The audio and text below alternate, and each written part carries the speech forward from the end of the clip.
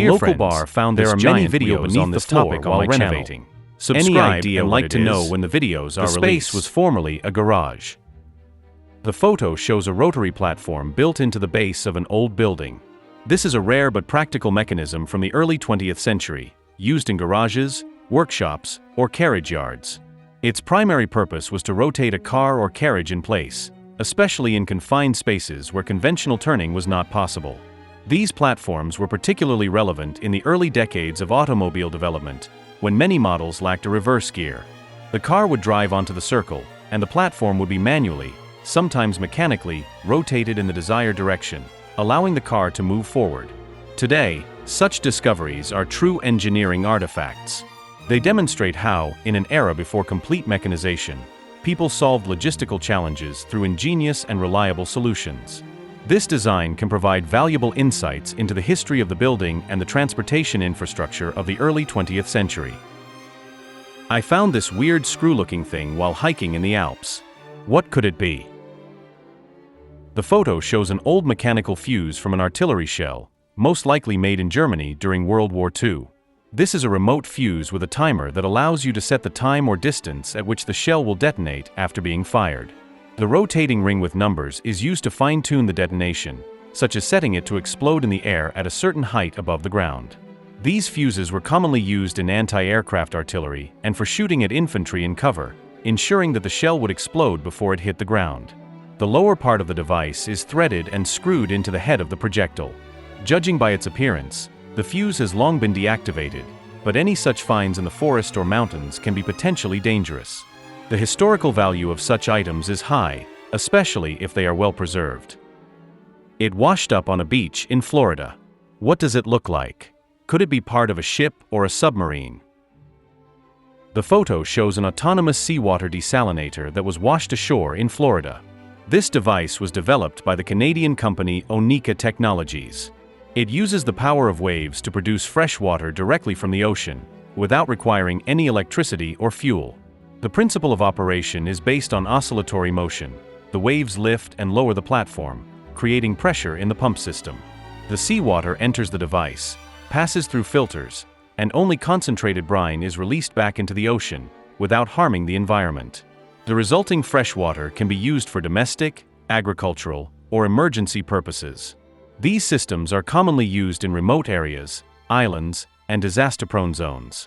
Their efficiency and autonomy make them particularly valuable in the face of climate change and freshwater scarcity. My dad just calls them his brass knuckles, but considering the engraving and slot, I think this could be the grip to a World War I trench knife. What are your thoughts?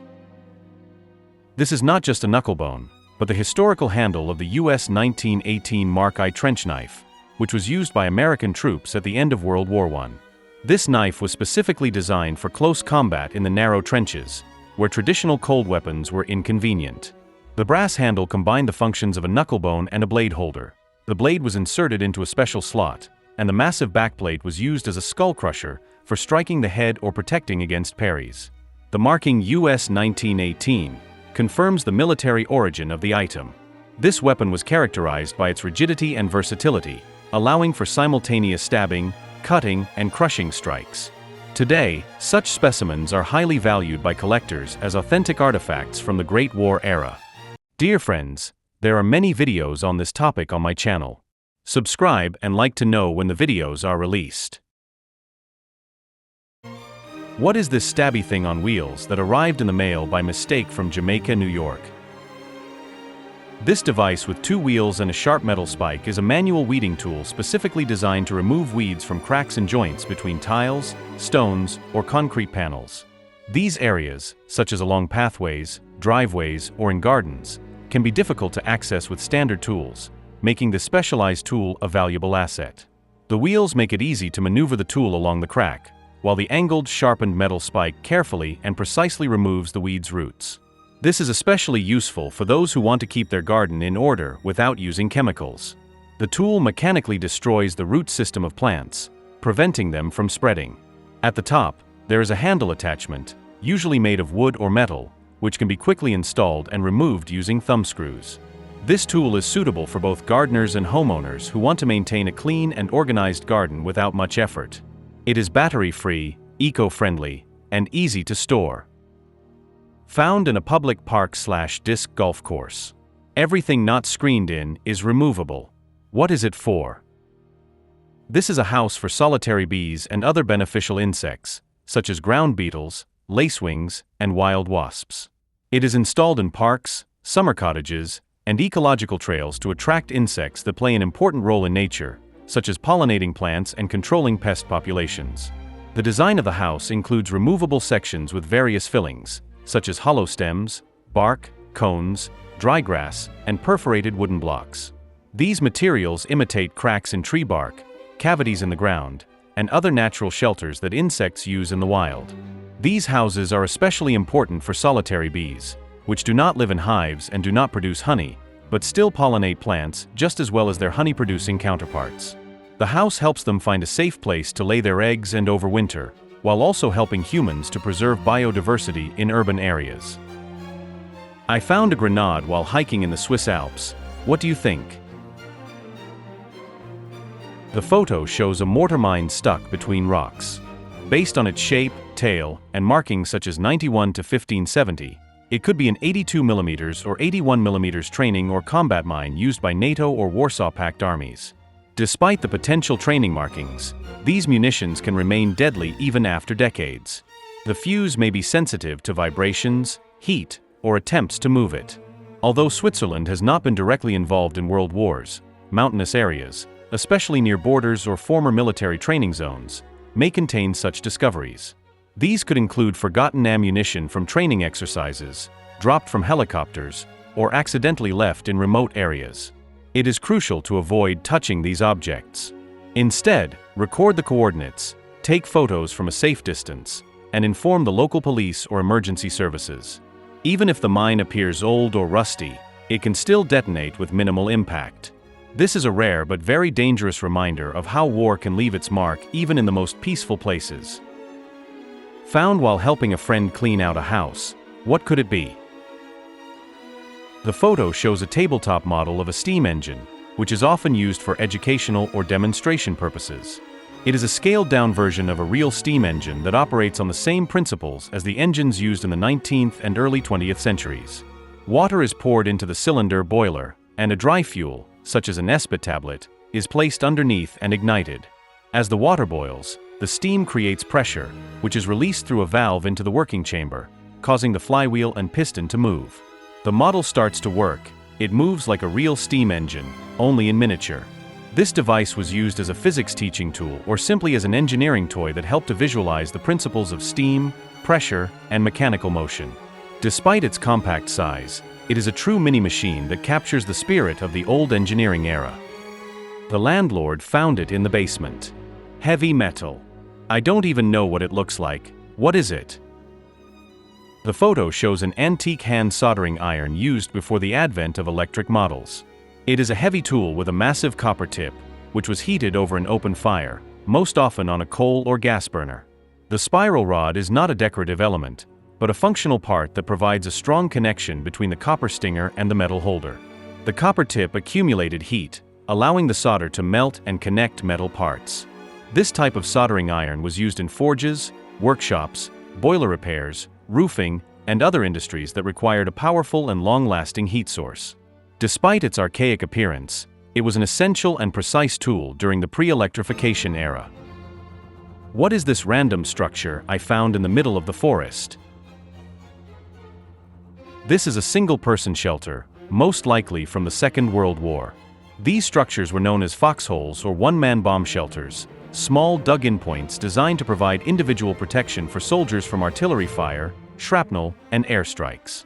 These shelters were often camouflaged in forests or near roads, and they were shaped like concrete cylinders or bunkers with narrow entrances and sometimes ventilation channels. Inside, soldiers could observe or wait out the danger. The simplicity and reliability of the design allowed for quick construction in frontline areas, especially in places where trenches were not possible. Today, these structures can be found in forests as forgotten artifacts of military infrastructure, serving as a reminder of the past and preserving the atmosphere of that era. What is the belt contraption attached to the rear wheel of a Chevy Bolt for? On the rear wheel of the Chevy Bolt, there is a belt mechanism that really resembles a homemade power generation system. Based on the design, the belt is connected to a rotating element, possibly a generator or alternator. When the vehicle is in motion, the wheel drives the belt, which in turn rotates the generator and generates electricity, presumably for charging the battery or powering additional equipment. This solution is likely designed for emergency charging on the go or as an experiment in energy recovery.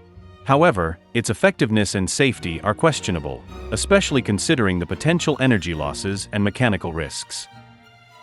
Two men carrying shoulder-mounted devices, which are gray in color, have 4 black circles and a black square panel. Each person has the device strapped around their waist. They appear to be some sort of scanning or detection equipment. What are they?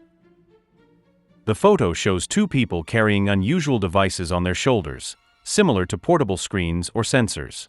In fact, this is iWalker, a modern wearable advertising system from Gomo Digital. Such devices turn a person into a living digital advertising platform. Video ads are broadcast on the screen above your head, and batteries, speakers, and analytics modules are hidden inside. The design is attached to the shoulders and secured with a waist belt to support the weight of the equipment and not interfere with movement. The system is often used at mass events, in cities, and in shopping malls. It attracts attention, does not require a separate stand, and can move along with the flow of people. Some iWalker models are equipped with facial recognition technologies and collect data about who is looking at the screen, age, gender, and even the duration of the gaze. This allows advertisers to customize content more precisely for the audience in real time. Thanks to the cloud-based management system, content can be changed right during the movement, for example, to show different ads in the morning and in the evening. Such advertising is mobile, interactive, and works effectively in places where it is difficult to install fixed media. I found this in the woods. It looks like a huge barrel. What could it be? The photo shows an old steam engine, or rather, a steam boiler, which was once the heart of a railway locomotive. These boilers heated water to a state of steam, which, under high pressure, drove the pistons and, through a system of connecting rods, the train's wheels. The massive cylinder with its riveted casing and remnants of piping are characteristic features of early 20th century boilers. Judging by the design, this is not a stationary industrial boiler, but a railway one. It is more compact, with reinforced ends and pipes adapted for installation on the frame of a steam locomotive. The holes where the furnace used to be located and the steam outlets going to the engine part are visible. The boiler probably remained after the decommissioning of the locomotive. It was discarded or left by the river when the locomotive was disassembled. Now it's rusting in the woods, as a reminder of the days when cars breathed steam and every flight started with a whistle and clouds of smoke. This object was found at Lake Victoria, Kenya. Anyone have any idea? The photo shows a small cylindrical object covered in dirt and corrosion, found near the shores of Lake Victoria in Kenya. Based on its shape, metal bands, and the top part with a spring-like element, it indeed resembles an old gas grenade, most likely a tear gas grenade. These grenades are used to suppress mass protests and are employed by law enforcement agencies. The top part is likely an activator with a fuse or igniter. The body is made of metal, which is characteristic of early models, as modern grenades are often made of plastic. Since the item was found in an area where there may have been political unrest or training exercises in the past, it is possible that it is a remnant of a used munition. It is important to note that even if the grenade appears old or inactive, it should be handled with extreme caution. Some models may still pose a residual hazard, especially if there is powder or a firing pin remaining inside. Found on a beach of Lake Erie. I've lived near the lake my whole life and never have seen something like this. The photo shows a fragment of the lower jaw of the sea lamprey, Petromyzon marinus, a predatory parasitic fish that lives in freshwater bodies and some coastal areas. Its distinctive feature is the rows of conical horn-like teeth arranged in a circle on its suction cup, which it uses to attach itself to the bodies of other fish. This particular part is the lower jaw, or mouth disc, where you can see the jagged protrusions that resemble miniature spikes. The lampreys use these protrusions to pierce the skin of their prey and feed on its blood. Despite its intimidating appearance, this ancient creature has been on the planet for hundreds of millions of years and belongs to the cyclostomes, not the true bony fish. Such finds are rare on beaches in the Great Lakes, including Lake Erie, but they are possible, especially after a storm. Lampreys were introduced to the Great Lakes in the 20th century through artificial canals and have become an invasive species that harms native fish populations. Heavy metal cubes at the end of a chain with different shapes on each side of the cubes. What does it look like? The photo shows a miniature replica of Han Solo's lucky dice from the Star Wars universe. These metal dice, connected by a chain, are adorned with alien symbols, not numbers, but signs of the Orbesh language used in a far-off galaxy. These dice were featured in the cockpit of the Millennium Falcon, Han Solo's personal ship. According to legend, he won it in a card game against Lando Calrissian, and the dice became his lucky charm. In the new trilogy, their significance has been heightened. In The Last Jedi, Luke leaves them as a tribute to Han, and they become a symbol of hope and legacy. Carrying a replica is like holding a piece of cinematic history and a reminder of the spirit of adventure, risk, and freedom that Han Solo embodies. Heathrow Airport looks like it hasn't moved in ages. Why is that plane still here? The photo shows an old aircraft structure without wings, located near the Virgin Atlantic hangar at Heathrow Airport. This is a training model of an aircraft used for emergency situations and fire drills. These structures are made from decommissioned or specially assembled fuselages. They often contain partitions, benches, smoke generators, and fire simulators. The structure can be divided into compartments with different scenarios, such as smoke, structural collapse, evacuation of injured personnel, and firefighting in the fuel tank or engine. There are traces of soot and fumes on the body, which is the result of repeated firefighting exercises. These simulators are an essential part of airport emergency services training. They provide a realistic environment for rescuers and firefighters to practice their skills in low visibility conditions, high temperatures, and real-time pressure. It's not just a mock-up, it's a living laboratory where actions that could save lives are honed. There's a device resembling a metal faucet in the bathroom of the Union Hall in Lewiston. What is it? The photo shows a retro ashtray with an automatic cigarette butt disposal, which is built into the wall. Such devices were often installed in public buildings in the United States in the second half of the 20th century, such as hospitals, hotels, conference rooms, and in this case, union halls. The central part is designed as a metal bowl with a slit in the middle. Cigarette butts are dropped into the bowl through this slit when a button is pressed, usually a rotary timer or a reset mechanism. At the bottom, there is a removable container for collecting the debris. This design avoided open flames, kept the area clean, and minimized odors. Today, these devices are rare and an interesting artifact of a time when smoking indoors was common and public spaces were designed for smokers. Saw on my flight to Cali, no idea how to Google it. The photo shows a solar thermal power plant with concentrating mirrors. These are not ordinary solar panels, but one of the most impressive examples of CSP, concentrated solar power technology. Here, thousands of mirrors, called heliostats, follow the movement of the sun and focus the sun's rays into a single point, the top of the central tower. It is here that the immense energy of light is concentrated, creating an extremely high temperature. At this point, a special heat transfer fluid, most commonly molten salt, is heated, which is then used to convert water into steam. This steam rotates the turbine, generating electricity. Unlike traditional solar panels, these stations can store heat and continue generating energy even at night, thanks to a thermal battery.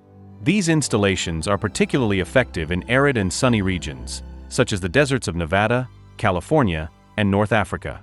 The light glow that can be seen from the air is a reflection of the sun's rays, focused by thousands of mirrors. It almost looks like an artificial sun on the ground. Such stations are not only a high-tech way of producing clean energy, but also a clear example of how humanity has learned to control solar energy to the millimeter, turning it into a sustainable and powerful source of electricity for entire cities. Got this as a prize in a Christmas cracker with no instructions, just a few sharp hooks? This bright plastic object is a needle thread inserter, a tool designed to simplify the process of threading a needle. At first glance, it may seem like a toy made from a Christmas cracker, but in reality, it is a useful device, especially for older people or those with impaired fine motor skills or vision. The device works as follows. When you press the button, a thin metal hook or loop extends. You need to thread the needle through the hook, then carefully insert the hook into the needle's eye. When the tool is pulled back, the thread is already in the right place.